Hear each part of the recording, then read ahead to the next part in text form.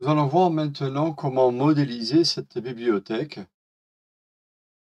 qui est composée de panneaux de la même épaisseur. Les panneaux font 19 millimètres d'épaisseur, l'étagère a une profondeur de 300 millimètres et nous avons une construction qui est sous forme de module. C'est-à-dire que les étagères horizontales ont toutes la même dimension. Elles font toutes 680 millimètres de large et les modules font tous 422 millimètres de hauteur. Donc, on a toujours entre les étagères exactement les mêmes dimensions. Alors pour pouvoir réaliser ce travail-là, il existe plusieurs méthodes. Je vais en profiter pour vous expliquer l'utilisation des multiplications quand on a un même objet que l'on veut multiplier plusieurs fois avec un rythme toujours identique. Donc c'est très, très pratique et on va voir aussi au travers de cette vidéo comment modifier, comment éditer un composant, qui est pratiquement identique. Et comme il est pratiquement identique, il va falloir le rendre unique. C'est ce que l'on va voir tout de suite. Allez, je vais me mettre d'abord en vue de face et je vais faire un trait au sol. Voilà, avec l'outil de guide, l'outil maître qui me permet de faire les guides. Le raccourci clavier, c'est le T. Et je clique deux fois, deux points sur la même horizontale. Et là, pareil. Un tout petit peu ici. Maintenant, je vais faire l'épaisseur du panneau qui fait 19 millimètres. Entre les panneaux, j'ai 680, ouais, c'est ça, ouais. 680 à 19 millimètres et ainsi de suite. Donc, je vais en avoir plusieurs.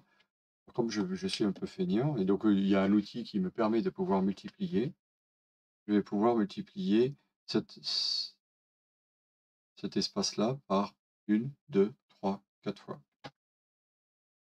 Sélectionne les deux verticales, M au clavier pour le copier, pour le déplacer.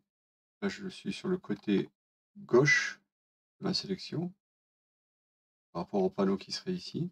Je suis à gauche. CTRL pour faire une copie. Et donc là, je m'accroche sur le côté gauche aussi. Ce qui fait que j'ai la même valeur entre les deux panneaux. Et je clique. Sans rien faire d'autre, maintenant, j'enfonce la touche étoile, donc ça veut dire multiplier, chiffre 4, entrée. Donc là, je viens de multiplier par 4, ce qui fait que j'ai 1, 2, 3, 4. Un total de 5. En tout, j'en ai 1, 2, 3, 4, 5. Il y a 5 espaces qu'il me faut. Je viens de tracer toutes mes verticales. Et je vais faire pareil pour les horizontales. Je sélectionne ce trait, T au clavier, je fais l'épaisseur de mon panneau, 19 millimètres. Je crois que je ne suis pas parti à la verticale, j'ai dû partir à l'horizontale. Ouais, je suis à l'horizontale, CTRL Z. Je vais me remettre en vue de face. T au clavier, 19 millimètres. C'est 422 extérieur, hein. Donc c'est ce point-là, c'est cette arête-là que je vais mettre là-haut. 422. Là, vers le bas, 19 millimètres. Voilà, j'ai bien 422 entre ce trait-là et ce trait-là. Voilà, donc je vais avoir une multiplication de 1, 2, 3, 4 étages. Je sélectionne ces deux traits, M au clavier pour déplacer. Le point de départ, je vais le mettre en bas. CTRL pour faire une copie, et donc le point d'arrivée, ce sera en bas également. Étoile, multiplié donc par 4 entrées. Et j'ai un quadrillage. J'utilise cette technique de multiplier, ça me permet de multiplier ma copie. Et je peux faire aussi une division. Admettons que je fasse, je vais faire comme ça, voilà, je fais un petit rectangle, ok. Je prends ce rectangle-là, si je fais, je coupe, je fais une copie de là jusque là et que je fais multiplier par 3, eh bien ça se multiplie par 3. Mais par contre, si je fais diviser par 2, eh bien me fait une division par, donc entre ce point-là et ce point-là, il me fait une division par 2. Donc c'est très, très pratique quand on a des balustres à faire, par exemple. Donc là, on n'a pas utilisé division, mais plutôt des multiplications. Maintenant, je vais pouvoir dessiner mes volumes. Alors, Je vais commencer par dessiner celui-là, comme ça j'aurai mon étagère que je vais après dupliquer ailleurs. Donc je zoome ici, je vais faire le rectangle du montant, du petit panneau. Je mets un peu en perspective. Je vais donner une épaisseur de 300 millimètres. Une fenêtre de sélection pour créer le composant. J'ai au clavier pour appeler la boîte de dialogue qui me permet de créer le composant que j'appelle petit. Je vais faire une copie, je vais mettre là. M au clavier, je m'accroche ici, CTRL et bien positionné. Maintenant, je vais faire l'étagère en haut. Donc R au clavier, du coup, je vais pouvoir m'accrocher directement dessus et pour pousser jusqu'à ce trait-là. Vous voyez, là, sans rentrer aucune valeur au clavier, j'ai pu dessiner cette étagère-là. Je fais une fenêtre de sélection de gauche à droite. J'aurais pu faire aussi un triple clic, ça marche pareil. J'appelle ma boîte de dialogue pour créer le composant étagère et je le copie. M au clavier, j'appuie sur la touche CTRL, bien cliquer. Voilà mon meuble du coin en haut, qui est ici. Maintenant, je vais copier cette étagère-là et je vais la mettre ici en haut. Donc je suis à 1, 2, 3 rangées plus loin. CTRL, 1, 2, 3 rangées plus loin. Voilà, je suis ici. Maintenant, je vais la copier vers le bas. M au clavier. Je m'accroche ici, CTRL. Je m'accroche là. Multiplier par 5. Ouais, 5 c'est bien. Et donc là, je vais pas avoir besoin de l'étagère du haut. En celle-là, besoin de laquelle? 1, 2, 3. 3, voilà. M au clavier. Et je fais une copie de là jusque là. Bien, j'ai pas besoin de cette étagère-là. Les deux du bas, j'en ai pas besoin.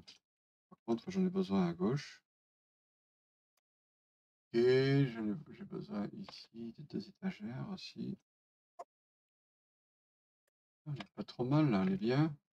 Alors là, je la mets pas cette étagère-là parce que celle du bas, là, ici, je vais la modifier. Une fois qu'elle sera modifiée, après, je la copierai en haut. Alors, elle est pas de l'autre côté, donc j'ai un panneau 1, 2, 3, 4. J'en ai 4 là? Ah non, j'en ai 3. Il m'en manque une. Et là, je vois qu'elles sont mal accrochées, ces deux-là, là. Mon panneau de côté, ici, je vais le copier pour le mettre ici. Ah, je zoome un peu. Voilà. Il ne faut pas avoir peur de zoomer.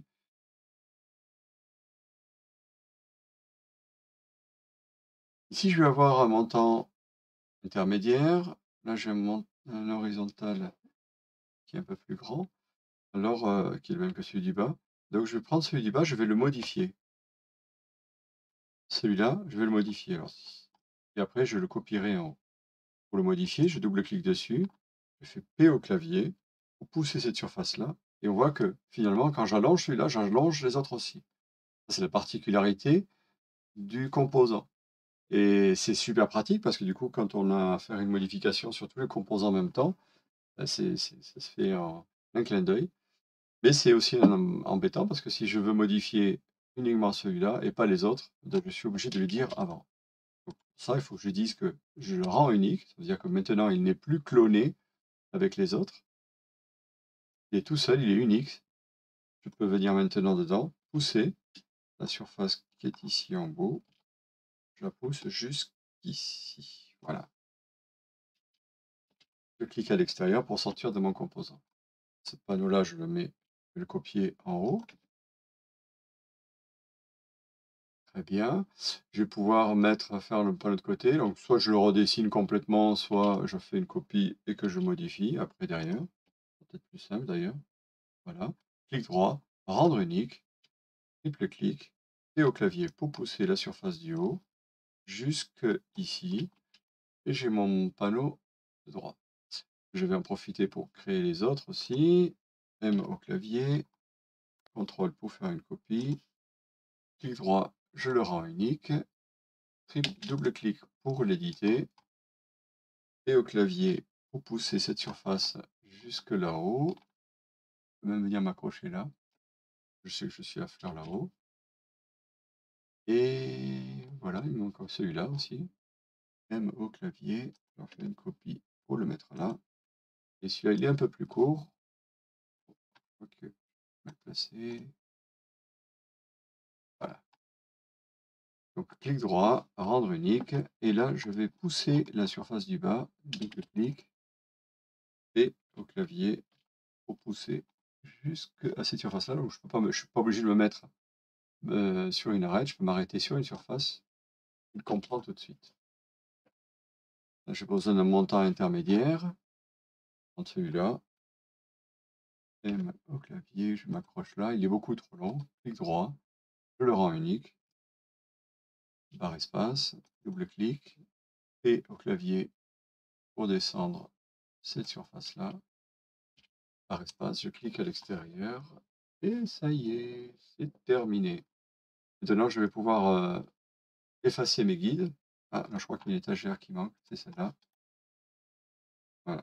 Donc cet exercice-là, il est très intéressant pour bien s'habituer à faire des copies et des déplacements.